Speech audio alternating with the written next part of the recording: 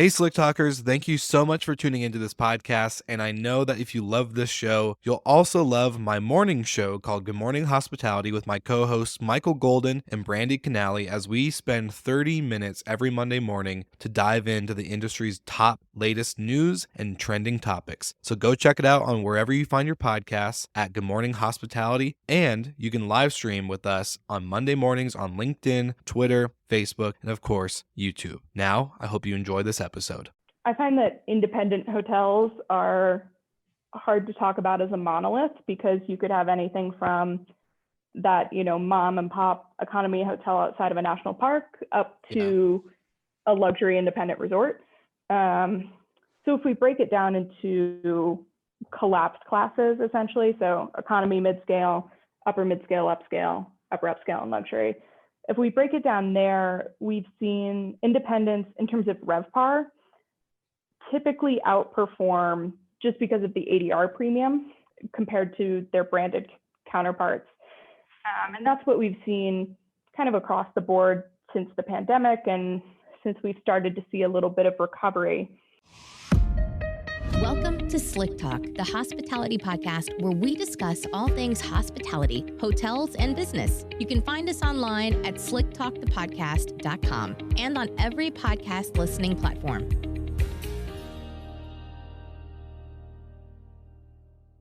Hey everyone, thank you for tuning into this episode. I'm super excited to have STR on the show. If you could do me a quick favor, though, before you continue listening, if you could just hit the survey audience button or the link in the show notes for the audience survey that I built really quickly. Just want your guys' feedback on the show, what I can do better on, what you guys are liking, and just for some upcoming changes on the show. So thank you guys so much for taking that time to do that. Now, back to this amazing episode featuring Hannah Smith from STR. He's kind of like the Joe Rogan of the hospitality industry right now. All right, everybody, welcome back to Slick Talk, the hospitality podcast. I'm your host, Will Slickers, and today I have a special guest from STR. Hannah, how are you doing today? I'm doing well. How are you? Living the dream, that COVID life that we're living, virtual meetings every day. Well, I'm excited for this episode. We've been working on it for about, a couple weeks now. And so just excited that you're here and we're finally doing this. So just to start off the show, I want to just jump right into kind of your background, who you are, and kind of what got you into this journey of being, at STR and doing what you do. Absolutely. Thanks again for having me. Looking forward to this. So my background, I grew up in a small town. My parents own and operate a veterinary hospital. My dad's a veterinarian and my mom runs the business side of things. So always grew up around the business. And although the interest in the medical side of things never stuck with me, the interest in the business side of things definitely did. And although it's a different kind of service industry, certainly at its core, it's still about taking care of people, taking care of their needs and what they care about. And so I was really drawn to both business and in particular service industries. So then in school, I was trying to find ways to supplement my education in high school, get more exposure to business classes, because that's not really something that a lot of high schools offer. So I found the Cornell Hotel School's summer program, and I did that in high school. And that's when I really fell in love with hospitality, specifically within the broad service business category. So really fell in love with that, started working as a waitress in hotels, and kind of thought my path was going to be F&B operations. I just loved that side of the business, thought that's where I wanted to be. So I focused my internships towards that. My first internship was a pretty intense, immersive F&B experience.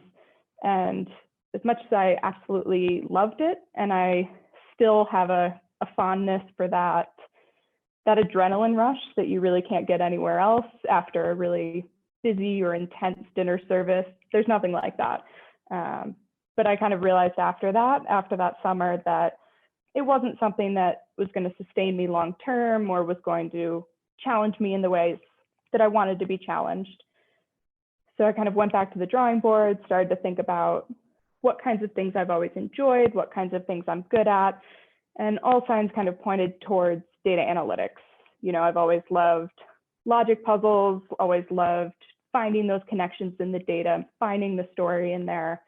And so that just kind of pointed me to data analytics. And I joined on with STR straight out of school. I've been with them for 3.5 years now on their consulting and analytics team. That's awesome. So what's your full title at STR right now? It is senior consultant with consulting and analytics at STR. Okay. And that's exactly what you went to school for? That's what you got your bachelor's on? So I went to the Cornell Hotel School for my bachelor's as well, and got the just broad hotel management degree there. Okay. But started to focus in towards those data analytics courses towards the end of my school career. That's awesome. So I guess this is kind of like a random question. What's been like the most exciting, thrilling part about the data that you've seen through your last like 3.5 years? Just kind of random off the cuff. Yeah, I mean, the first kind of day that you're at STR, it's pretty overwhelming. STR, we're the leading provider of hotel benchmarking data, analytics, market insights. So just having access to that database and realizing, you can look at anything. And I remember early on, this was in 2017, one of the first things I looked at was, it was the impact of the eclipse, the solar eclipse. Yeah. And, we popped that data into Tableau, pulled up a map, and you could very clearly see the band of exactly where the eclipse was. Wow. And I was just amazed of, we have such a comprehensive sample in the US that you can so clearly see an impact like that. And that just blew my mind of how specific you can get with the kinds of analyses, and really made me excited for what was to come. Yeah. So like you guys literally have the bird's eye view, so to say, for the industry, which is really cool. It's like, yeah, that's the best way I can think of it, is like being an eagle or a hawk or whatever, and just kind of seeing all from up very, very high. It's really cool. Well, speaking of like seeing that kind of trends and stuff, with the crazy 2020 that we've had, not expectedly, I think we all started 2020 with a very positive outlook and idea of what the year was going to look like. But we've had some crazy events, obviously COVID when it hit us back in March and April. And then, of course, now our election and state shutdowns and all these certain things that have been going on. What have been some of the obvious trends in the travel and hospitality sector? Absolutely. Yeah, it's interesting to think back to the beginning of 2020, with those kind of event analyses. There were all these things we were looking forward to, especially it being an election year. Yeah. What's the RNC and DNC going to look like in terms of hotel impact? Like, there were a lot of exciting things to look forward to, and that quickly changed in March. Yeah. But yeah, in terms of obvious trends, I think the big ones that everyone's talking about is the types of demand that we're just not seeing. International demand, just not going to see that for the near future. Group demand, we're starting to see a very little bit of that come back, but certainly not to the scale of what we've seen previously. Yeah. The group that's coming back isn't a conference or a convention. It's a small wedding that probably got downsized from 300 people to 30 people. So it's definitely of a different scale. And then transient business as well just has really disappeared. No one wants to put their people on the road right now, put their people at risk. And everyone's just gotten very comfortable working remotely. So it's not necessarily a necessity to send people on the road right now if they don't need to be. So the only real demand we're seeing is leisure demand, pretty much anywhere where you're seeing relatively positive demand. And by that, in 2020 terms, that means maybe it's only down 15 or 10%. We're not talking about positive growth. It's all going to be leisure demand for the most part. Yeah. And I was going to say, we're probably seeing a um, pretty big shift, I think, significantly when it comes to booking windows. A lot of people are planning out 30 plus days in advance. Now it's like 30 minutes in advance. We're like, I'm going to go to Seattle today and stay the night and do this, or go out of town versus, which I'm pretty sure we're seeing a lot for the common trend of drive to destinations, if I'm maybe correct. Yeah, I mean, we don't have a comprehensive sample as far as forward-looking booking data. That's something that we're actually working on building right now in the US. So we're hoping to have further insights into that data, but that certainly tracks with what we've been hearing from people, is that you just can't plan a month in advance because, the city you want to go to in a month could be shut down. You just never know. That's very true. Well, this is like something we've covered on the show, drive to destinations and the trends of how people are booking and what they're looking for. Obviously, the big shift in hotel, supply versus vacation rental supply, and like what segments are growing there. But maybe, do you guys have some insight on some trends that aren't as obvious, maybe that aren't being covered and talked about, that can be something for hoteliers or hotel owners in the short-term recovery of their either market or just in the industry as a whole? Yeah, definitely. I mean, there are some positive signs. We're not saying it's all negative. You just need to know where to look. So luxury hotels, we've seen some positive signs in terms of their ADR, particularly in luxury resorts, which I think makes sense. If you're thinking about who that customer is, they're probably still going to be willing to spend as much as they were previously, or maybe even a little more, if it means it's going to, protect their health and safety while they're there. So that was something that we started spotting. We have a custom forecasting project, and we started to pick up on that trend in some of those luxury resort areas. So that's a positive sign. I don't know if that's something that we expect to continue. I know that we're projecting ADR to be down a little bit for luxury properties next year, just because they haven't seen as much of that decline this year. So a bit of a delayed impact for them maybe next year. Can I ask, do you think it's people like vacationing, or is it kind of like that work from home? People are very used to, remote work, that they can do it anywhere. And so they might as well pick, somewhere with the extra amenities and the service provided, I think it's probably a mix of both. It's hard to say exactly, but yeah, I think you're probably seeing a mix of both. And just anecdotally, I think probably all of us know somebody that may have gone to a hotel. I'm based in Denver. I know people that went up to the mountains for a month and just stayed in a hotel and worked from the mountains because they could. Exactly. Yeah, and I'm guilty of that too. I went to Cancun, so I had a little bit of that experience. But no, I totally get that. Any other short term like trends that maybe you guys are seeing, or that maybe isn't being talked about? Yeah, we're seeing some positive trends in terms of profitability. It's still going to be a struggle over the next couple of years. Don't want to minimize that whatsoever.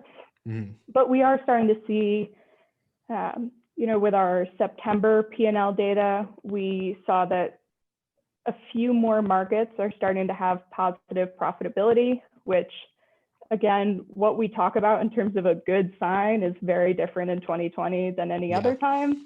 But markets where, and this has been true throughout the pandemic, markets where there's any sort of access to outdoor recreation are markets that are doing relatively better. So those markets where we were seeing positive profitability are markets like Miami and San Diego, where you have that beach access, or Denver and Phoenix, where you have access to some of those outdoor recreation areas, whether that's national parks, other areas that you can be outside.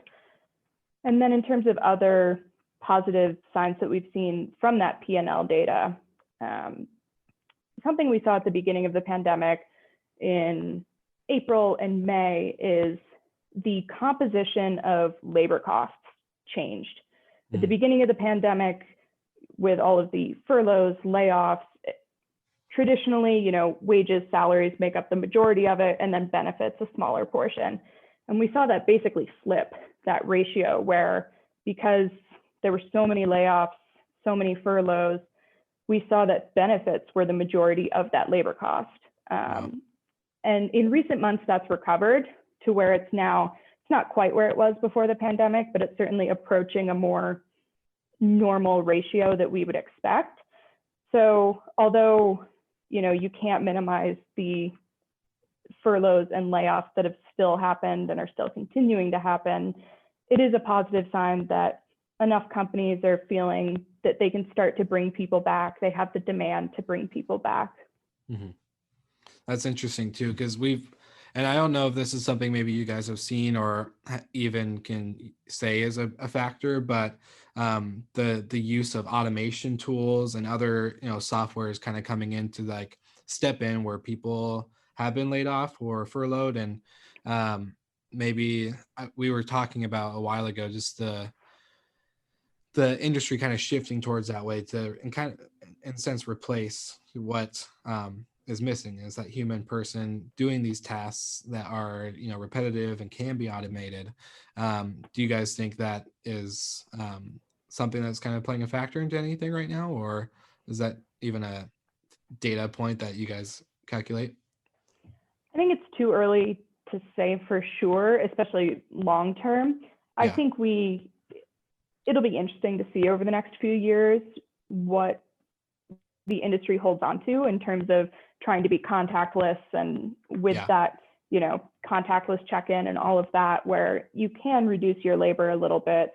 It'll be interesting to see how much that continues, how much the consumer gets used to that and just decides it's easier. You already saw people moving that way. I was someone that always did keyless entry. If I can skip the front desk and just get to my room, that's quicker, easier for me. So especially if you're a loyalty member, it's just one of those things you're like, perfect, I'm passing that whole line. So yeah, I know what you mean. Exactly. Yeah, well, that's interesting. And well, I think it's something like you said, we're gonna probably have to continue to watch and just observe. And you made a good point. I think as the customer itself or the guest is getting comfortable with this type of stuff and getting used to it, just like all of us had to get used to working remotely. I think it's just one of those things with time, like you said, that we'll continue to see and observe. But I remember when you and I first talked, we had our little pre-chat, and we talked a little bit about like glamping and camping in national parks. So can you give us some insight about that? Because I'm really interested to hear, because it's obvious to me like we're doing a lot of drive to staycations or work from the mountains or closer to the beach type deal for a lot of people that are remote. But I didn't take into consideration like the national park side of things or cabins or whatever. So I'm kind of curious to hear your thoughts.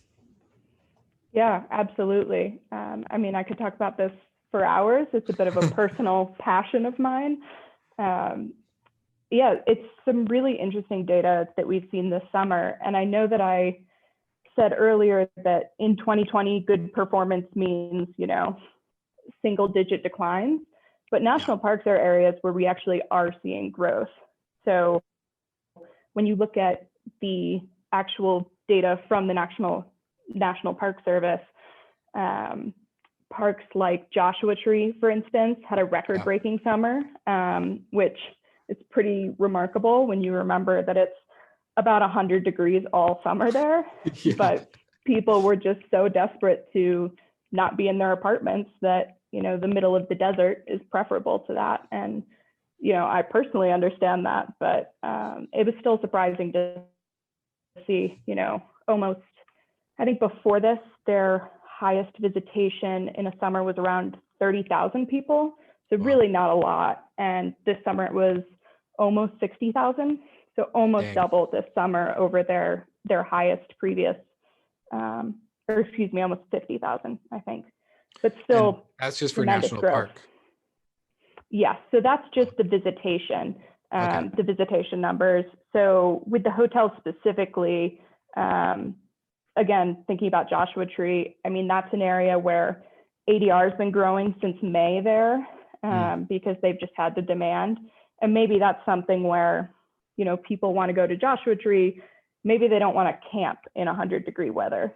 So maybe they are more willing to stay in a hotel, whereas in other parks, you may see more of the focus on camping. Yellowstone is a park that also broke records this summer. They had highest ever September and October attendance, would have had the highest ever August attendance, except for the eclipse year, where Yellowstone was right in the path. So they had record-breaking performance then.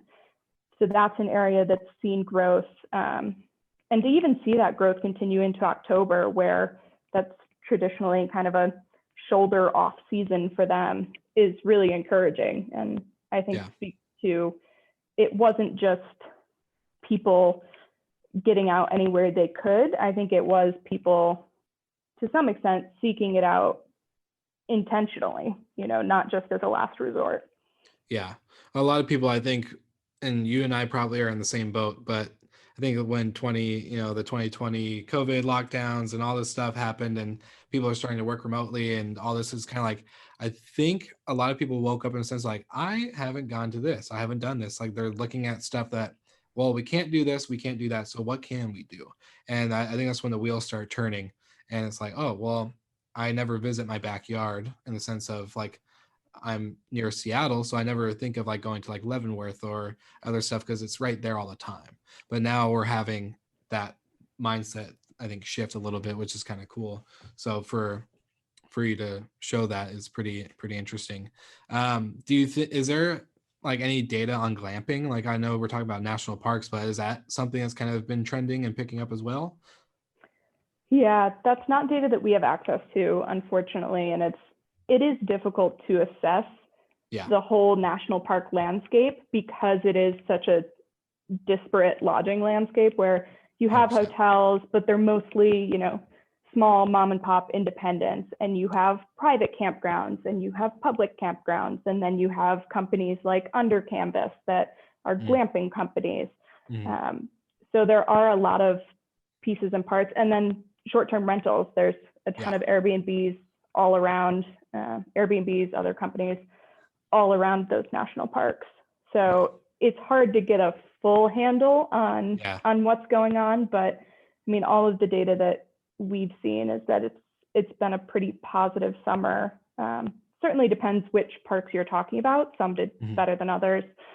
Kind of depends on, I think, how easy it is to get to, how close it is to other ones. So for instance, that kind of triangle of South Dakota, Wyoming, and Montana, those parks did really well because you can turn that into a pretty extended road trip and have a lot to do, versus something like Acadia didn't do as well because it's Maine, a little hard to get up there, not very central to anything else. Yeah, that's true. And I forget how big of an umbrella that national parks or like camping has. Like you broke it into all these different segments. I'm like, oh yeah, that's true. There's such a sporadic like playing field of lodging styles. So I totally understand. Well, this and is you probably you even have backcountry camping too. Yeah. And I just wanted to bring that up because there was an interesting trend that I started to spot in some of the park data where, like in the Smoky Mountains, in, again, Yellowstone, even though visitation was pretty high, what we also saw was a shift from developed campgrounds to backcountry camping. So that represented a greater share of overnight stays than what we've seen previously. And I think some of that is because some campgrounds were closed or reduced capacity, or people just decided, even camping's too close to someone else. I want to be, as far away as possible. There's always the extremes, right? Yeah. Well, that's cool. No, it's just super interesting. And it's like, I think a lot of us are, again, saying like, we haven't done this in a long time. I haven't gone camping in years, but I did with all this stuff because it's like, well, I can. And at the end of the day, it is social distant. It's, something that it's travel in a sense of adventure and all the excitement. So I think that's pretty interesting to keep an eye on. With as we're talking about, um, the certain areas and, the whole landscape of just camping in national parks and X, Y, and Z. What have you guys seen when it comes to boutique hotels versus like a chain hotel and the performance of that? Yeah, that's an interesting one. I find that independent hotels are hard to talk about as a monolith because you could have anything from that, mom and pop economy hotel outside of a national park up Yeah. to a luxury independent resort. So if we break it down into collapsed classes, essentially, so economy, mid-scale, upscale, upper upscale, and luxury. If we break it down there, we've seen independents in terms of RevPAR typically outperform just because of the ADR premium compared to their branded counterparts. And that's what we've seen kind of across the board since the pandemic and since we've started to see a little bit of recovery. But in terms of occupancy, we've seen a kind of a different trend where independents are outperforming full service properties in terms of occupancy, but they're underperforming branded properties in the economy and mid-scale segment, which I think is interesting because it kind of goes in reverse of what we're seeing generally. Generally we're seeing those limited service properties doing better. Economy properties are over half full. They're going to end 2020 over 50% occupancy. So to have independents underperforming there, but overperforming where branded properties are really struggling, I think that that's interesting. Yeah, the flip side of it, because I want to know, like, for me as a revenue person, I think of like profitability at the end of the day.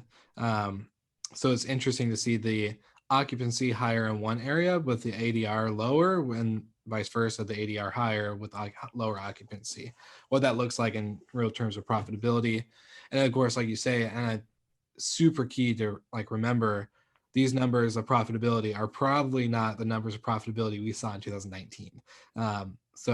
But it's still profitability. It's just not the same numbers. So that is really interesting. Why do you think that is, in the sense of just maybe traveler mindset, or does COVID really, like, are they able to push, cleaning standards and marketing and other things out faster? What is it?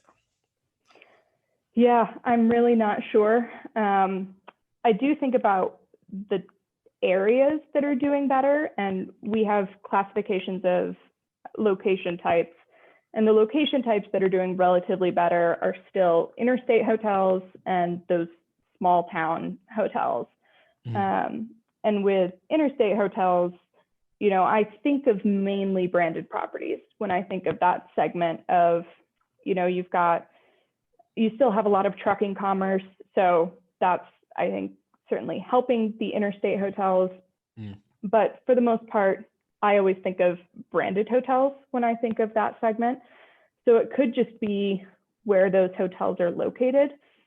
I really couldn't say for sure, but it's an interesting trend and one that I'm curious to see as we get further into the recovery, if they sort of balance back out and get back to the dynamic that we've come to expect, or if this is something that's going to continue for the next couple of years. Yeah.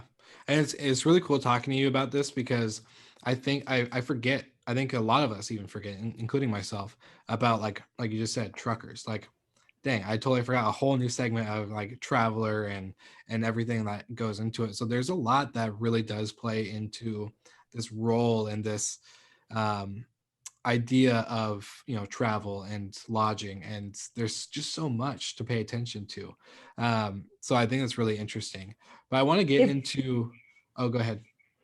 I was going to say that it was something that we started to pick up on at the beginning of the pandemic, because pretty much the bottom dropped out, Yeah. So we wanted to focus on what was left. And so that's when we started to dive in and say, oh, this could be trucking demand, because who else is traveling in April in particular, where truly everything was shut down? Or they can't work remotely either. So right, yeah, exactly. And we saw a similar thing around airports. We're like, why is there still airport demand? No one's flying. And we interesting. started to ask around, and someone heard anecdotally that just for maintenance reasons, people were staying, pilots or other Yeah, people were staying at the airports, still had to turn on the planes, move them back and forth a couple feet just for maintenance reasons, make sure everything was good to go. So maybe those pilots were staying in the airport hotels for a couple weeks. yeah. So it was interesting to see when there was no demand, trying to figure out, okay, what is this small, weird pocket of positivity that we're seeing here? Yeah, no, that's true. And it brings me back to because in April I got activated for the Army National Guard to do the test sites for Washington. And when we were traveling around the state, we were staying in hotels, and it was interesting because um, you weren't seeing like the leisure transient type of couple or traveler guest, but you were seeing, like, we met a bunch of like manufacturing company employees that were doing, like, they worked on like refrigerators for Walmart or AC units for XYZ hotel chains and Navy bases and like all these, so like the essential worker traveler, and so that probably is what you guys were seeing, I'm guessing, with that, like the people that have to work on the stuff and keep maintenance up and do the stuff that, like you said, we can't do remotely. You can't change an AC unit with Zoom. So Yeah, the best market in the early days of the pandemic, and even now, the best market of our top 25 markets was Norfolk, because it still has that military demand that's not going to go away. So it still had a little bit of base, and they're also one of the only places we're seeing group demand, because some of those rooms are being purchased in a block. So true. That's been, again, one of the small pockets of positivity that we've seen. Yeah. What are the top, you said something about top 25. Can you jump in that for a little bit? Sure. So our top 25 markets, think of, your major urban areas, New York, Boston, Chicago, all of those types of areas are included in our top 25. And that's where we've seen a lot of performance struggles this year, just because most demand is not going to, most of that leisure demand is not going to an urban core by any means. And in particular, when you think about markets like Boston or Chicago that rely on a lot of convention business, especially Chicago, it was supposed to be a really strong convention year for them. They just had a good convention calendar for citywides, and that's just not something that's going to happen. So even when we think about where there are still temporary closures, a lot of those are in those urban cores, those top 25 markets. So we have seen the share of demand and revenue shift away from those top 25 markets to markets outside of that. Gotcha. Interesting. Really interesting. Well, we also, I saw, and thankful to you for sending this as well, with the newest update for Q3 for the forecast. So what does this really look like when the industry recovery and, certain time frame? Obviously we talk about short term and long term, but I want to see what your thoughts are on just the whole Q3 updated forecast. Absolutely. So yeah, we just released our updated forecast a couple of weeks ago, and it hasn't changed significantly over the past few months, kind of our vision for what we've been expecting. Even with this really positive vaccine news that we've had in the past couple of weeks, always with our forecast, we were kind of projecting some kind of advancements by Q1 of next year, whether that was a vaccine or just better treatments, better therapeutics. We were anticipating that there would be improvements in that respect that would certainly help along demand going into 2021. So we're expecting demand, it all depends on then the distribution of that vaccine. But as long as that goes fairly smoothly. We're expecting demand to pick up in Q2 and then certainly even more towards the end of the year. And that's where we might start to see a little bit of group come back. I still don't think you're going to see those big, citywide conventions. And I mean, even going back to your point about booking window, I think that's important to keep in mind when you're talking about group travel, where some of those booking windows traditionally it's like 5 years out that you decide you're going to have a citywide. So that's something that, who knows when we're going to see those come back. But a postponed wedding, maybe that's something that you can, if you decide it's safe, 3-4 months ahead of time. So we may start to see those smaller meetings start to pick up towards the end of next year. When we look long term, we're expecting demand to return to 2019 levels by 2023. And then RevPAR, we're not expecting to recover until after 2024. And the reason for that is just how hard it is to get ADR back and how hard it is to get that to recover.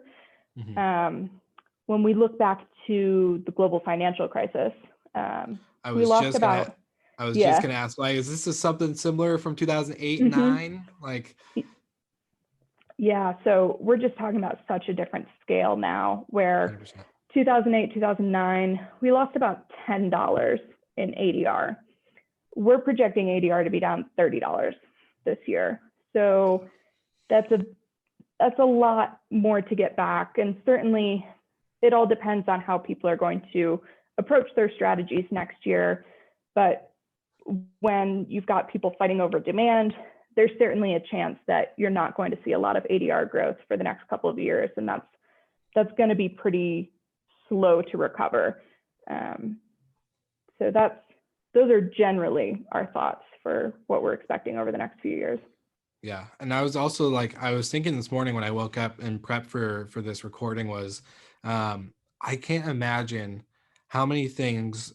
Do you guys play the what if game a lot? Like, what if this happens? What if this is going on? If this happens, there's probably 20,000 scenarios that you guys are playing with when it comes to data. And we just discovered through this podcast is that there's so many markets. There's so many segments of travel and guest and property type and lodging, accommodation in general when it comes to short-term vacation, boutique and camping and glamping and cabins and you name it.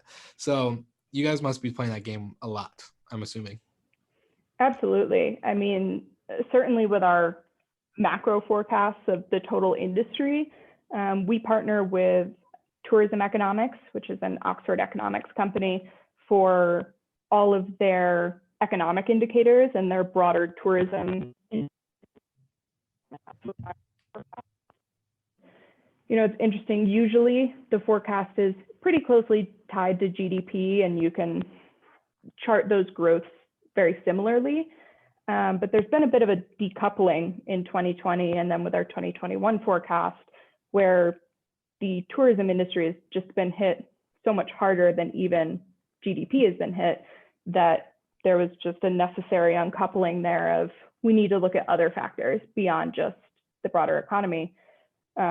But we are expecting with the recovery that those are going to converge again and we're going to see that relationship return. But I think that's what's going to mark the next couple of years. For sure. Well, I think it's just, there's a lot going on and I'm thankful for the work that you guys do at STR. It's pretty much what I rely on a daily, weekly basis. So thank you guys for doing that. But I want to know any final thoughts or conclusions for the Slick Talk audience out there. Obviously, I'm going to take everything in the show notes. So obviously your guys' Q3 update, stuff like that. But just kind of curious if you have anything that you want to leave listeners on. Absolutely. I mean, I think we all know that it's a really hard time right now. It's, we're either in a third wave or just a first wave that's never ended. A lot of places are eyeing lockdowns again. So It's a really hard time, but I think it's also, there are places where you can be excited and look forward. And something that I'm looking forward to is just the innovation over the next couple of years. And we already talked about that a little bit in terms of what's going to change on the operational side. But even with STR on the data side, where we've been able to get in deeper to the data or even change our approaches of, before this, we always reported supply as how many rooms are available to sell on a given night. And then in April, when you see, okay, half the market closed, that's no longer, the supply number is no longer as meaningful. That's when we introduced the total room inventory methodology, where we say, okay, occupancy may be 40% for those rooms that are open, but if we account for all those hotels that are closed, occupancy is actually looking more like 20%. So even that innovation of how are we going to look at data differently, and from a revenue management perspective, next year, how meaningful is it to you if you know that occupancy is up 300%? Those percent changes, I don't know how actionable a percent change will be in that particular context.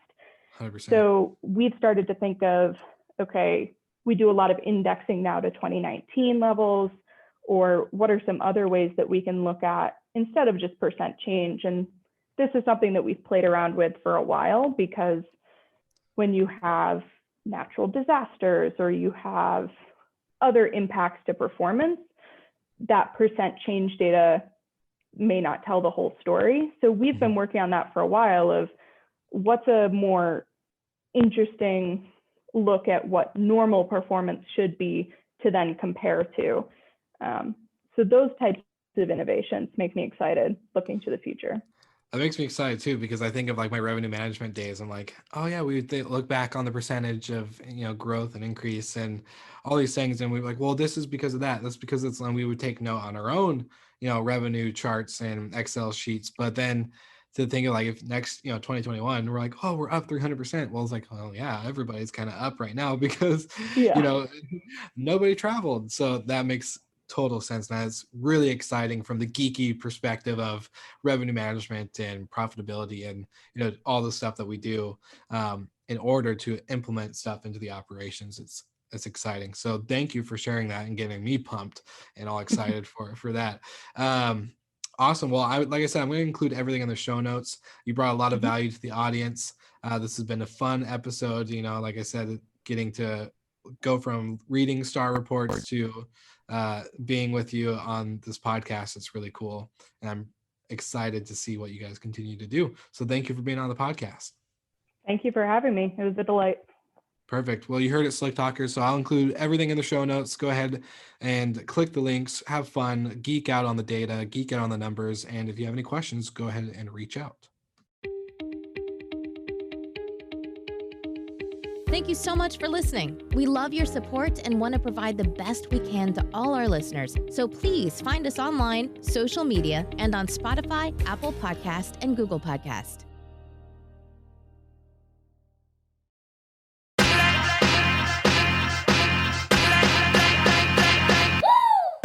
What's up, everybody? If you've gotten this far into the episode of Slick Talk, the Hospitality Podcast, then you are amazing, and thank you so much for tuning in. We want to send you two places really quickly.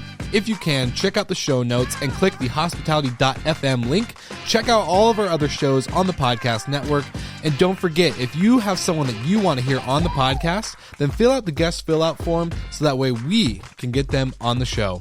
Thank you so much for tuning in, and I hope you enjoy another episode of Slick Talk, the Hospitality Podcast.